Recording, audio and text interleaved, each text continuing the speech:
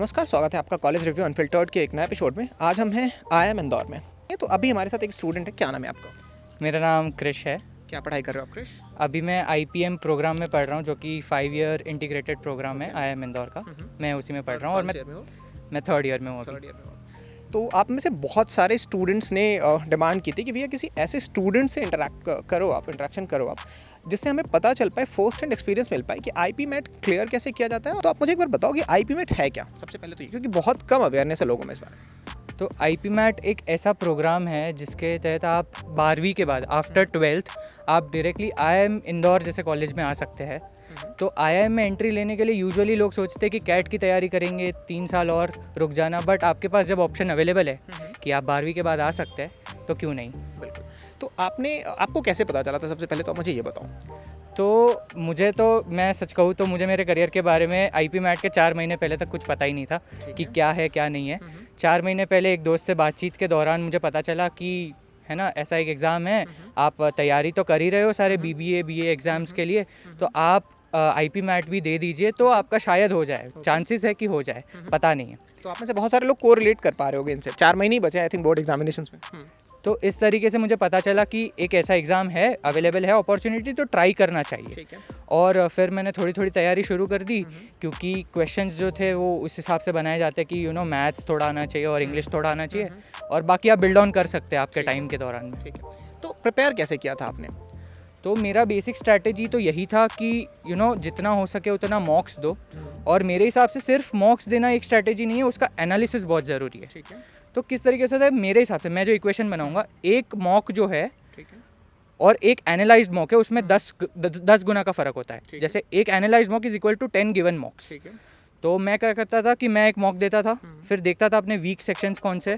जैसे मान लो मुझे ज्योमेट्री नहीं आ रहा था तो मैं बैठ के ज्योमेट्री पढ़ लिया पूरा। फिर अगली मॉक में मैं ये देखता था कि कितने मैंने ज्योमेट्री के क्वेश्चन क्रैक करे इसमें से।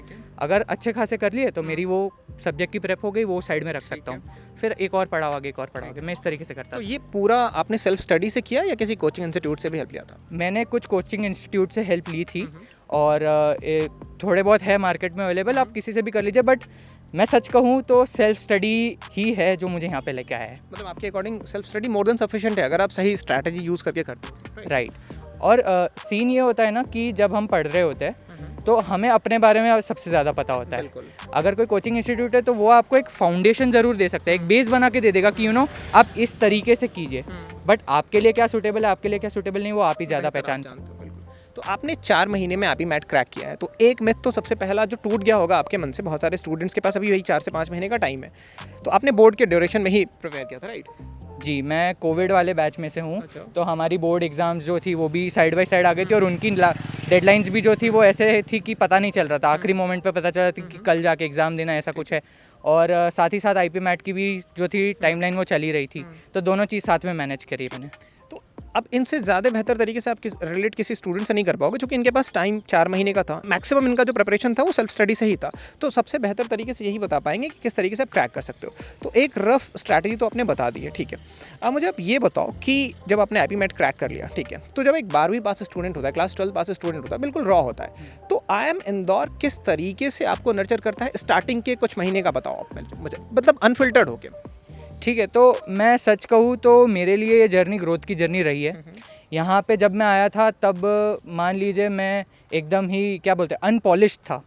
ठीक है, पोटेंशियल था, सब कुछ था, बट पता नहीं था कि किस जगह काम करना चाहिए, किस जोन्स में हम ज़्यादा एफर्ट डाल सकते हैं ताकि हम अपने आप को बेटर बना पाए।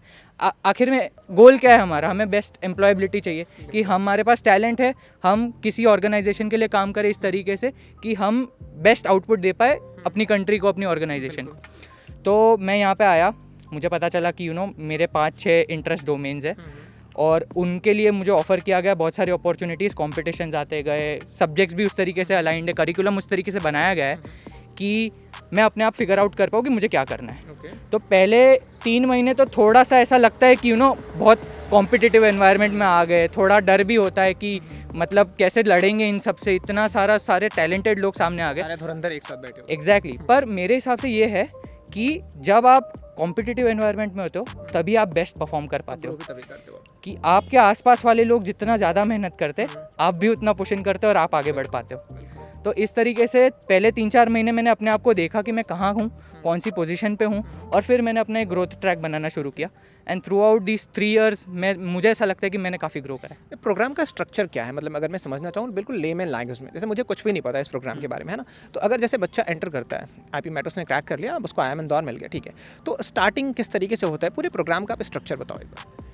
तो फिलहाल मैं आपको 7 टर्म्स का प्रोग्राम का स्ट्रक्चर बता सकता हूँ क्योंकि मैंने उतना फेस करा है। तो हर एक साल में 3 टर्म्स होते हैं और आपको 3 टर्म्स के दौरान कुछ 30 क्रेडिट के आसपास का कंपलसरीली आपको अटेंड करना पड़ता है उतना।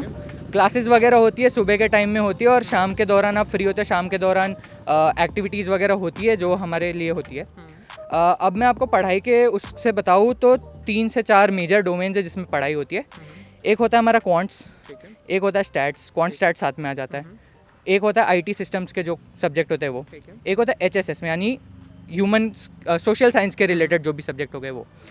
तो इन सब में से फिगर आउट करना होता है कि आपको सबसे ज़्यादा क्या पसंद है, आप किस तरीके से कहाँ आप ज़्यादा पढ़ाई कर पाओगे और क्या आपको पसंद है करने के लिए।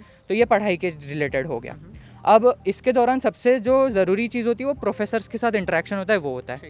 अब मान लीजिए मुझे कोई प्रोफेसर के साथ अच्छा बॉन्डिंग बन जाता है और मैं आगे जाके उनके साथ काम करना चाहता हूँ, तो अब 3rd ईयर में ये ऑप्शन मिलता है हमें कि हम उनके साथ CIS कर सकते हैं। तो CIS क्या होता है, इंडिविजुअल स्टडी, ठीक है, जिसमें हम पढ़ाई से हटके कुछ अपनी रिसर्च करना चाहते हैं तो वो हम कर सकते हैं। तो आपको 2 साल फिगर आउट करना है कि आपको कहाँ काम करना है और तीसरे साल में आपको अपॉर्चुनिटी मिल जाती है कि हाँ भाई हम एक रिपोर्ट लिखेंगे इस पर, हम एक रिसर्च पेपर लिखेंगे इस पर और किसी प्रोफेसर के अंडर लिखेंगे।